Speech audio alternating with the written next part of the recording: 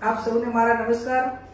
આપના માધ્યમથી હું આપ સૌને જે ભારતીય જનતા પાર્ટીએ અને સરકારમાં બેઠેલા લોકોએ ઉત્તર ગુજરાત હોય કે સમગ્ર ગુજરાત હોય એમને કરોડો રૂપિયાનો કઈ રીતે ભ્રષ્ટાચાર કર્યો એ બાબતમાં હું આપ સૌનું થોડું ધ્યાન દોરવા માંગુ છું।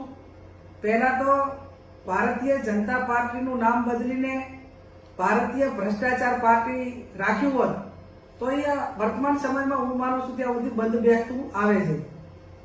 થરાદથી કરીને અમદાવાદ નવો ભારતમાળા રોડ એ મંજૂર કરવામાં આવ્યો। એમાં બનાસકાંઠા જિલ્લાના થરાદ તાલુકો, લાખણી, દિયોદર, કાંકરેજ આ 4 તાલુકાના ખેડૂતોની જમીન એ જાહેરનામા પહેલા કેટલાક મોટા બિલ્ડરો હોય, ભાજપના નેતાઓ હોય અને ભાજપના કયા કયા નેતા છે બનાસકાંઠાના એમના નામો પણ અમારી પાસે છે। એમને ખેડૂતોને લોભ લાલચ આપીને સસ્તા ભાવે જમીનો ખરીદી લીધી।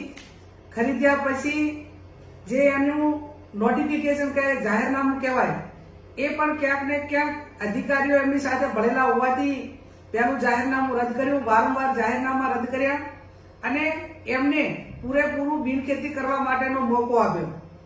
જંત્રી 4 પ્રકારની હોય: ઉદ્યોગ, કોમર્શિયલ, રેસિડેન્ટ અને ખેતીવાડી। એમાં સૌથી ઊંચા ભાવ એ ઉદ્યોગની જે જંત્રી લાગતી હોય, ઉદ્યોગમાં જે જમીન કન્વર્ટ થયેલી હોય, બિનખેતી થયેલી હોય, એના વધુ પડતા પૈસા ચૂકવવા પડતા હોય છે। આ 4 તાલુકાની અંદર જે ભાજપના કાર્યકરો હોય, કાર્યકરો તો નહીં પણ મોટા માથાઓ હોય, એમને 70 વીઘાથી પણ વધારે જમીન એ ક્યાંક રાતોરાત ખરીદી છે અથવા તો જે ખેડૂતના નામે હતી એ નામે ને નામે બિનખેતી કરાવીને એની પાસેથી કોરા ચેક લઈને એની સાથે ચીટિંગ કરીને કરોડો રૂપિયા આ રોડ નવો બનાવવાની અંદર ભ્રષ્ટાચાર આ વર્તમાન સમયની અંદર આ દરેક નાગરિકો અને અમારા બધાની સામે નજરની સામે આવ્યો છે।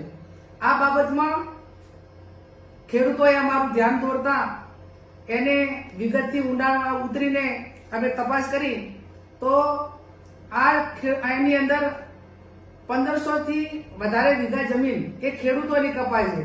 તો માત્ર ખેડૂતોને 1500 વીઘા જમીનનું વળતર 4 તાલુકાના ખેડૂતોને 50 કરોડ મળે અને જે બિલ્ડરો છે એમને જમીન ખરીદી અને બિનખેતી કરાવી દીધું ઉદ્યોગમાં તો એમને 350 કરોડ મળે। એટલે ક્યાં 1500 વીઘા જમીન અને ક્યાં 70 વીઘા જમીન। આ તો